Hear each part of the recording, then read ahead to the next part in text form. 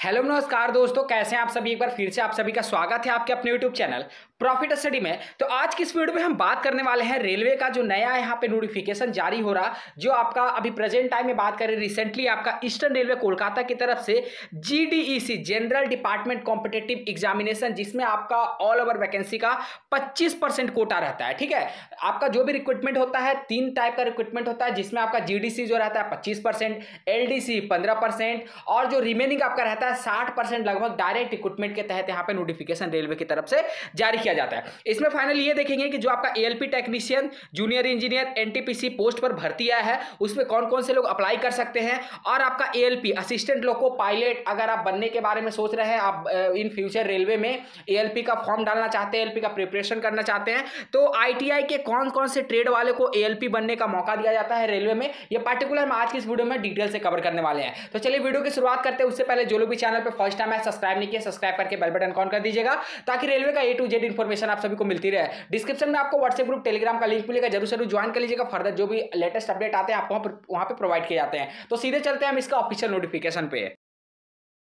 तो देखिए, जैसा कि आप सभी देख रहे हैं, फाइनली इसका ऑफिशियल नोटिफिकेशन पे आ गए हैं। और ये जो नोटिफिकेशन आपका आया है Eastern Railway Recruitment Cell notification for RRC Eastern Railway GDC 1/2003। अब ये देखिए, बहुत सारे लोगों को क्या GDC होता है पहले से पता होगा, पर जिसको नहीं पता होगा उसको पहले बता देते हैं, उसके बाद हम नोटिफिकेशन में कंटिन्यू बनेंगे। ठीक है, GDC का मतलब होता है जनरल डिपार्टमेंट कॉम्पिटिटिव एग्जामिनेशन। इस भर्ती का फॉर्म वही लोग फिल कर सकते हैं जो ऑलरेडी रेलवे में पहले से सर्विस कर रहे हैं। ठीक है, रेलवे में पहले से जॉब कर रहे हैं। ये आपका डिपार्टमेंटल एग्जाम है। रेलवे में टोटल 3 तरह का सिलेक्शन प्रोसेस होता है। पहला आपका हो गया GDC, दूसरा में बात करेंगे तो आपका LDC, और तीसरा में बात करेंगे तो आपका डायरेक्ट रिक्रूटमेंट। और ऑल ओवर इंडिया का जो इतने भी कैंडिडेट छात्र यहाँ पे प्रिपरेशन कर रहे हैं रेलवे का, उन सभी को यहाँ पे डायरेक्ट भर्ती का इंतजार है, जिसमें लगभग बात करें तो 100% में से आपका 60% जो कोटा है वो आपका डायरेक्ट रिक्रूटमेंट के तहत भरा जाता है। बाकी LDC में आपका 25% और GDC में 25% और LDC में आपका 15% के तहत को पूरा 100% फुलफिल किया जाता है। तो फाइनली आज की इस वीडियो में ये देखेंगे कि अगर आप मान लीजिए ALP बनना चाहते हैं, या फिर आप टेक्नीशियन के तहत फॉर्म अप्लाई करना चाहते हैं, या फिर आप जूनियर इंजीनियर के तहत फॉर्म अप्लाई करना चाहते हैं, तो उसमें कौन कौन सा एलिजिबिलिटी क्राइटेरिया मांगा जाता है। ठीक है, क्योंकि देखिए, चाहे फॉर्म भर्ती आपका GDEC का हो, या फिर आपका LDEC का हो, या फिर डायरेक्ट रिक्रूटमेंट का हो, जो आपका सिलेक्शन प्रोसेस डिफरेंट होता है, पर यहाँ पे जो सिलेबस होता है और इसके साथ साथ जो आपका एजुकेशनल क्वालिफिकेशन होता है वो सभी में सेम रहता है। चाहे आप GDC का फॉर्म अप्लाई करिए, LDC का करिए, फिर डायरेक्ट रिक्रूटमेंट का करिए, एजुकेशनल क्वालिफिकेशन का क्राइटेरिया सभी में सेम देखने को मिलता है। तो देख लीजिएगा कि आपने जिस भी ट्रेड से ITI किया है, क्या आपका ट्रेड यहाँ पे ALP बनने के लिए एलिजिबल है या फिर नहीं है। तो चलिए एक एक करके यहाँ पे देखते हैं। बात करते हैं कि फॉर्म आपका 30/7/2023 से ऑनलाइन अप्लाई होना शुरू हो जाएगा, और लास्ट डेट आपका 30 अगस्त 2023 यहाँ पे रखा गया है, जिसमें ऑल इंडिया से अलग अलग डिवीजन से अलग अलग GDC का नोटिफिकेशन आ रहा है। और इस भर्ती में सिर्फ ईस्टर्न रेलवे के जो कर्मचारी है वही सिर्फ अप्लाई फॉर्म को कर सकते हैं, जिसमें आपका RPF और RPSF लोग फॉर्म यहाँ पे अप्लाई नहीं कर सकते हैं। ठीक है ना। चलिए और बात करते हैं कि कौन कौन सा कैटेगरी का आया है। तो देख लीजिए, कैटेगरी में अगर बात करेंगे, ईस्टर्न रेलवे में यहाँ पे बात करेंगे ना, टोटल यहाँ पे 3 यूनिट कवर होता है। ठीक है, बता देते हैं, ईस्टर्न रेलवे में 3 यूनिट कवर होता है। और जो लोग भी सोचते हैं कि रेलवे से, मेट्रो से अगर हम अप्रेंटिस कर लेंगे तो 20% का हमको रिलैक्सेशन मिलेगा कि नहीं मिलेगा, तो उसके लिए भी आपको जो मेट्रो का अलग से कॉलम दिया गया है, उसमें भी आपको बारीकी से बताया गया, उसके बारे में भी आगे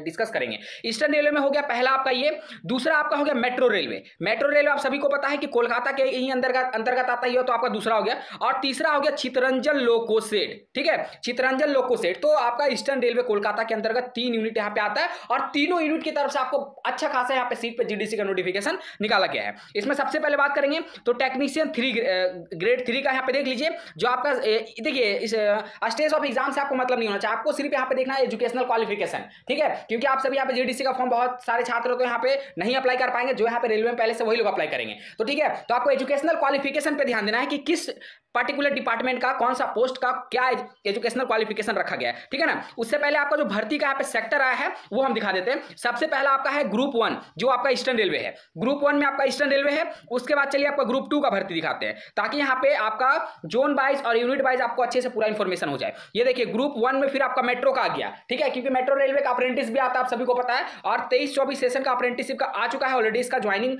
भी कैंडिडेट कर रहे हैं, और वहां पे ट्रेनिंग भी अपना सक्सेसफुली उनका कंप्लीट हो रहा है। ये दूसरा था मेट्रो। उसके बाद तीसरा एक और है, तीसरा आपका एक चित्तरंजन लोको शेड के अंतर्गत आएगा। ठीक है, उसके बारे में भी आपको यहाँ पे दिखाते हैं, उसका भी नोटिफिकेशन आपको आगे मिल जाएगा। तो वो सारा स्क्रॉल करके आपको इस पीडीएफ में सारा मिल जाएगा। पीडीएफ डिस्क्रिप्शन में लिंक मिलेगा, वहां से जाकर डाउनलोड करके आप यहाँ पे डिटेल से देख सकते हैं। अब बात करते हैं क्वालिफिकेशन। सबसे बड़ा मैटर आपको क्वालिफिकेशन करता है। अगर आप मान लीजिए कि आपको टेक्नीशियन ग्रेड 3 का फॉर्म भरना है जो आपका टेलीकम्युनिकेशन डिपार्टमेंट के अंतर्गत है, तो आईटीआई का कौन कौन सा ट्रेड वाले लोग अप्लाई कर सकते हैं, ध्यान से देखिए। पहला आपका मैट्रिकुलेशन के साथ साथ आपका 10th के साथ साथ आपका आईटीआई का सर्टिफिकेट आपके पास होना चाहिए, ठीक है। उसके बाद आपको क्या बोला गया है कि एनसीबीटी एससीबीटी दोनों तरह के रिकॉग्नाइज बोर्ड वाला अप्लाई कर सकते हैं। और कौन कौन सा ट्रेड है, electrician, electronics mechanics, wireman, electrical, fitter, और यहाँ पे और करके बताया गया कि मैट्रिकुलेशन होना चाहिए। इसके साथ साथ अगर आपका पास सीसीए का है, कोर्स कंप्लीट एक्ट अप्रेंटिसशिप का है, तो भी आप अप्लाई कर सकते हैं। और अगर ये भी नहीं है तो 10th+2 अगर आपने फिजिक्स मैथ से किया है तो भी आप इसका फॉर्म अप्लाई कर सकते हैं। ये आपका टेक्नीशियन में ऑलमोस्ट जो आपका सभी का क्राइटेरिया है जो एजुकेशनल क्वालिफिकेशन का, वो सारा आपको सेम देखने को मिलेगा, ठीक है।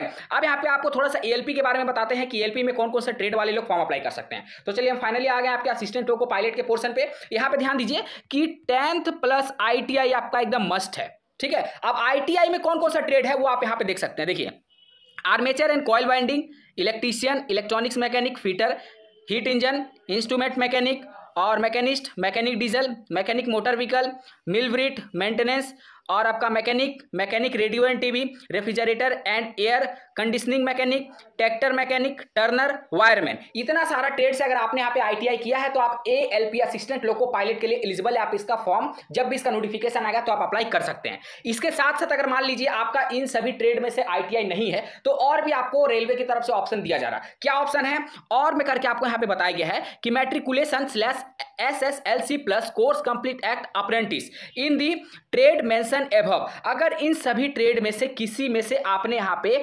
आप सीसीए का सर्टिफिकेट है, कोर्स कंप्लीट एक्ट अप्रेंटिस होना चाहिए रेलवे से ही सिर्फ। अदर डिपार्टमेंट से अगर आप सोचोगे कि अप्रेंटिस करके आप बेनिफिट ले सकते हो तो ऐसा बिल्कुल भी नहीं है। आपको रेलवे से बेनिफिट लेने के लिए रेलवे से ही अप्रेंटिस करना पड़ेगा, तो ही आपको यहाँ पे बेनिफिट मिलेगा। और मान लीजिए वो भी नहीं है तो आपके पास अगर 3 साल का डिप्लोमा है, डिप्लोमा इन मैकेनिकल हो गया, इलेक्ट्रिकल, इलेक्ट्रॉनिक्स, ऑटोमोबाइल इंजीनियरिंग है, तो आप इसके लिए आराम से फॉर्म अप्लाई कर सकते हैं। जब इसका नोटिफिकेशन आएगा, जब यहाँ पे रेलवे इसका नोटिफिकेशन डायरेक्ट रिक्रूटमेंट के तहत निकालेगा तो आप इसका फॉर्म आराम से अप्लाई कर सकते हैं। तो ये था एएलपी के लिए एलिजिबिलिटी क्राइटेरिया जो हमने आपको डिटेल से बताया कि कौन कौन से लोग अप्लाई कर सकते हैं, कौन कौन से लोग अप्लाई नहीं कर सकते हैं। कुछ ऐसे ट्रेड है जिसके बारे में यहाँ पे कोई भी जिक्र नहीं है, जैसे आपको वेल्डर वाले जो है वो आपको एएलपी के लिए यहाँ पे फॉर्म अप्लाई नहीं कर सकते हैं, ठीक है। तो कुछ ऐसा ट्रेड यहाँ पे देख लीजिएगा, पूरा लिस्ट आपको डिस्क्रिप्शन से आपको मिल जाएगा, नोटिफिकेशन का लिंक वहां से जाकर डाउनलोड कर सकते हैं, ठीक है।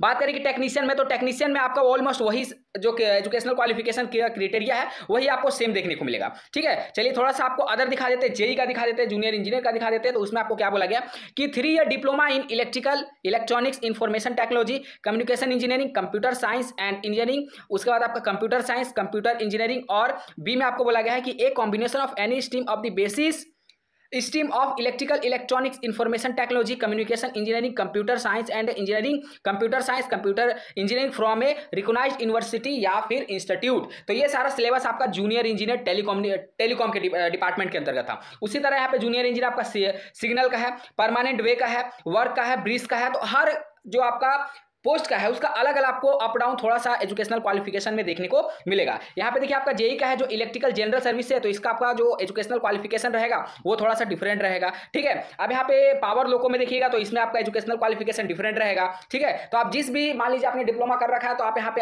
अपने अनुसार यहाँ पे जो भी आपका एजुकेशनल क्वालिफिकेशन बन रहा है वो आप देख सकते हो कि आप किस पोस्ट के लिए यहाँ पे एलिजिबल हो। ट्रेन मैनेजर का बात करते हैं तो ट्रेन मैनेजर का देखिए यहाँ पे एजुकेशनल क्वालिफिकेशन रखा हुआ है, graduation degree from a recognised university और its equivalent recognised by government of India. आपके पास अगर ग्रेजुएशन का डिग्री है, चाहे वो 3 साल का हो या फिर 4 साल का हो, आपके स्टेट में जितने साल का भी ग्रेजुएशन होता है, अगर आपके पास किसी भी स्ट्रीम में, चाहे आपका साइंस हो गया, कॉमर्स हो गया, आर्ट्स हो गया, किसी भी स्ट्रीम में आपके पास ग्रेजुएशन का डिग्री है तो आप इसके लिए एलिजिबल होगे। तो ट्रेन मैनेजर के लिए आप यहाँ पे फॉर्म अप्लाई कर सकते हो जब इसका नोटिफिकेशन आएगा तब, ठीक है। ये फाइनली आपका जीडीसी का है, पर उम्मीद है कि जीडीसी का जैसे यहाँ पे फुल एंड फाइनल हो जाने के बाद आपका डायरेक्ट रिक्रूटमेंट कोटा का जो आपका 60% यहाँ पे सीट रहता है 100 में से, उन 60% में से बहुत जल्द इस पे आपको रिक्रूटमेंट देखने को मिल सकता है। इसके साथ साथ आपका आरपीएफ का वैकेंसी आएगा, उसके बाद आरपीएसएफ का आएगा, ग्रुप डी का भी आने वाला है। उसके बाद देखेंगे तो एनटीपीसी हो गया आपका, एएलपी का तो 110% कंफर्म है ये, एएलपी और टेक्नीशियन का। तो ये सारा चीज का आपको आने वाला है। साथ में आपका जेई का आ जाएगा, सीनियर सेक्शन इंजीनियर का आ जाएगा, क्योंकि सीनियर सेक्शन इंजीनियर और जूनियर इंजीनियर का बहुत लंबा टाइम से इसने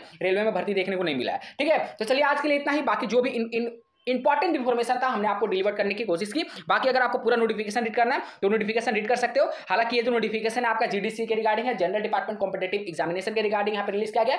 यहाँ से हम लोग सिर्फ ये देख सकते हैं कि एजुकेशनल क्वालिफिकेशन में कौन कौन से लोग आईटीआई जो बेस है उस पर एएलपी के लिए कौन कौन से अप्लाई कर सकते हैं, टेक्नीशियन के लिए कौन कौन से अप्लाई कर सकते हैं, जेई का क्या सीन है, उसमें एजुकेशनल क्वालिफिकेशन क्या क्या मांगा जा रहा है, वो सारा डिटेल हम लोगों ने आज की वीडियो में कवर किया। चलिए इसी तरह का पल पल का अपडेट पाने के लिए चैनल को सब्सक्राइब करके बेल बटन ऑन कर दीजिएगा ताकि लेटेस्ट अपडेट आप सभी को मिलती रहे। फिर से मिलेंगे आपसे नई भर्ती नई जानकारी के साथ, तब तक के लिए जय हिंद जय भारत।